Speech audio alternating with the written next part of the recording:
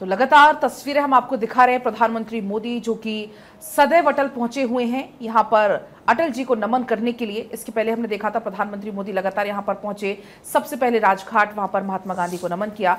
और अब दो तस्वीर आपकी टीवी स्क्रीन पर आप देखिए। राजघाट की पहली तस्वीर है जब प्रधानमंत्री मोदी पहुंचे, महात्मा गांधी को नमन किया और उसके बाद सदैव अटल पहुंचकर अटल जी की समाधि स्थल पहुंचकर श्रद्धांजलि, पुष्पांजलि अर्पित करते हुए प्रधानमंत्री नरेंद्र मोदी और अब यहां से सीधा वॉर मेमोरियल के लिए रवाना होंगे। वॉर मेमोरियल अब से बस थोड़ी ही देर में पहुंचने वाले हैं पीएम मोदी। वहां पर पहुंचकर शहीदों को नमन करेंगे प्रधानमंत्री नरेंद्र मोदी। तो 1962 के बाद आज वो दिन है जब नरेंद्र मोदी इतिहास रचने जा रहे हैं। ये दिन ऐतिहासिक होगा, शपथ का दिन ऐतिहासिक होगा। इस बीच बड़ी खबर है, थोड़ी ही देर में वॉर मेमोरियल पहुंचने वाले हैं प्रधानमंत्री नरेंद्र मोदी और यहां पर पहुंचकर शहीदों को नमन करेंगे, शहीदों को श्रद्धांजलि देंगे प्रधानमंत्री नरेंद्र मोदी। तो अब से थोड़ी देर में तस्वीरें भी वो सामने आएंगी। फिलहाल ये दो तस्वीरें हैं जब अटल बिहारी वाजपेयी जी को नमन करने के लिए पहुंचे, महात्मा गांधी को नमन करने के लिए पहुंचे, पुष्पांजलि उन्हें अर्पित की। उस दौरान की ये तस्वीर आपकी टीवी स्क्रीन पर हम आपको दिखा रहे हैं और अब से बस थोड़ी ही देर में वॉर मेमोरियल की तस्वीरें भी देखने को मिलेंगी। अक्षय राय हमारे साथ, हमारे सहयोगी इस वक्त वॉर मेमोरियल से लाइव कनेक्टेड हैं। अक्षय, आपके आसपास इस वक्त किस तरीके की हलचल, प्रधानमंत्री वहां पर पहुंचने वाले हैं, क्या कुछ इंतजामात?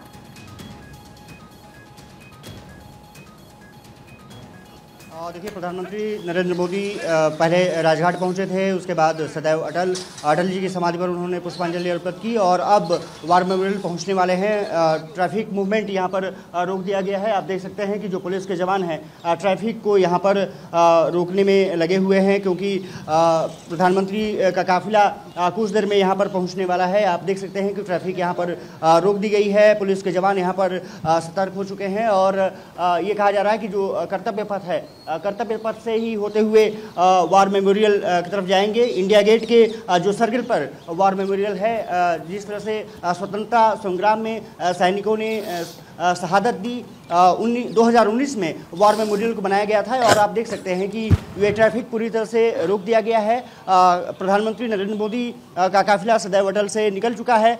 ये कर्तव्य पथ जो आपको याद होगा कि जो राजपथ हुआ करता था, उसको कर्तव्य पथ के रूप में मोदी सरकार ने जो दूसरी टर्म में इसको चेंज किया और उसके बाद इसी कर्तव्य पथ से होते हुए आप इंडिया गेट सामने में कहूँगा कि वो तस्वीरें दिखा सकें। श्रवण, इंडिया गेट के ठीक पीछे वार मेमोरियल और वार मेमोरियल में जो जवान हैं उनको श्रद्धांजलि देंगे, श्रद्धा सुमन अर्पित करेंगे। आप देख सकते हैं कि रिहर्सल शुरू हो चुकी है। तीनों सेना के जो सेनाध्यक्ष हैं वो यहाँ पर पहुँच चुके हैं और रिहर्सल्स यहाँ पर शुरू हो चुकी है। काफिला प्रधानमंत्री नरेंद्र मोदी का यहीं से पहुँचेगा। अभी जो मूवमेंट हुई थी उसमें तमाम जो आर्मी के जवान हैं वो सक्रिय नजर आए और इसके बाद अब सेना पुलिस के जवान यहाँ पर रिहर्सल्स कर रहे हैं। ये कहा जा रहा है कि थल सेना अध्यक्ष इसी रास्ते से जा रहे हैं और उसके बाद प्रधानमंत्री नरेंद्र मोदी का काफिला भी यहीं से पहुंचेगा।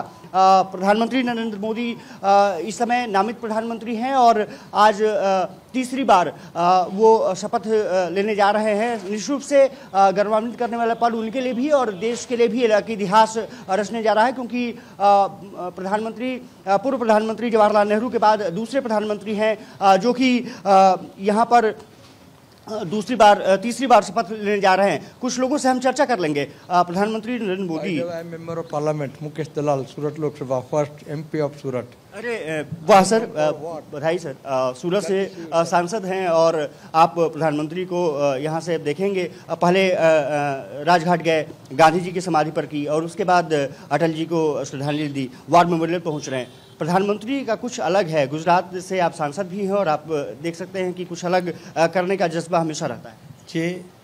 प्रधानमंत्री हमेशा देश के लिए कुछ न कुछ नया सोच रखते हैं और हमेशा कुछ न कुछ नहीं करते रहने की इनकी इच्छा रहती है और तीसरी टर्म में भी जब ये विक्रम बना रहे हैं तब देश का विकास का भी और नए काम का भी अवश्य विक्रम बनाएंगे, मेरा पूरा विश्वास है।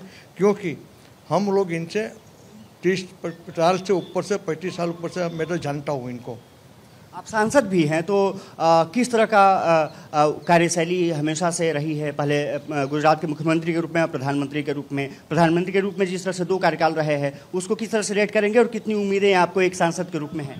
पहले इनकी जो कार्य पद्धति है वो गरीबों, युवाओं, महिलाओं के लिए कुछ न कुछ करना चाहते हैं। जो समाज का पीड़ित और शोषित वर्ग है उनको ऊपर उठाना चाहते हैं। जो आज़ादी के बाद अनइवन डिस्ट्रीब्यूशन ऑफ इनकम हो गया था, कुछ चंद लोगों के हाथ में संपत्ति थी, मगर उनकी कोशिश रहती है कि गरीब लोग कैसे ऊपर आए। गुजरात में भी उन्होंने जो विकास किया, इनका फोकस इंफ्रास्ट्रक्चर डेवलपमेंट पर हमेशा होता है और ये सही उम्मीदवार को पकड़ के जो देश के विकास में, राज्य के विकास में उनका कंट्रीब्यूशन दे सके। और सबसे बड़ी चीज़ है कि ऑनेस्ट है, परिवारवाद से ऊपर है। सूरत से आप पहली बार सांसद हैं कि सर पहले भी सांसद? पहली बार निर्विवाद चुना गया हूँ। निर्विरोध आप निर्वाचित हुए थे। सुर्खियों में भी आपका निर्वाचन रहा था? जी, सुर्खियों में तो रहा, सबसे पहला था। इतिहास सर्जा, भारतीय जनता पार्टी ने सूरत शहर में पहला कमल देश को अर्पण नरेंद्र मोदी साहब को किया था। वो सुर्खियों में तो रहा हूँ। आपसे ही शुरुआत हुई थी लोकसभा की जीत की? जी, मेरे से ही शुरुआत हुई थी। बहुत बहुत शुक्रिया सर और बहुत बहुत बधाई।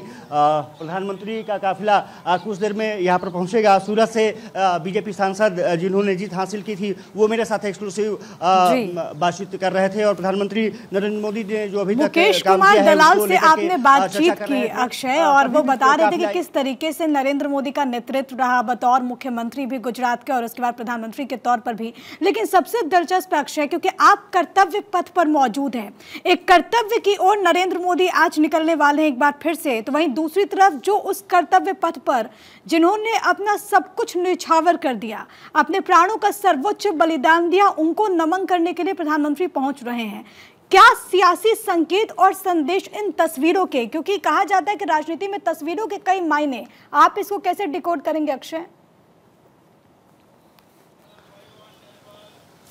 देखिए, तस्वीरें हमेशा बोलती हैं और प्रधानमंत्री हमेशा न सिर्फ सांकेतिक बल्कि तस्वीरों के माध्यम से, वीडियो के माध्यम से वो मानते हैं कि अगर आपको संदेश देना है तो बोलने की भी ज़रूरत नहीं होती है, तस्वीरें बयां कर देती हैं। और आप देख रहे थे कि सूरत से सांसद जिस तरह से तारीफ कर रहे थे वो आज देश का लगभग हर नागरिक करता है। बीजेपी के पास स्पष्ट बहुमत नहीं, इसके बावजूद भी एनडीए ने जिस तरह से उनको सहयोग दिया, जिस तरह से नीतीश कुमार ने बातें रखी, जिस तरह से चंद्रबाबू नायडू ने उनकी तारीफ की, साफ तौर पर है कि उनमें विश्वास सांसदों का है। और यही वजह रही है कि वो तीसरी बार आज राष्ट्रपति भवन में 7:53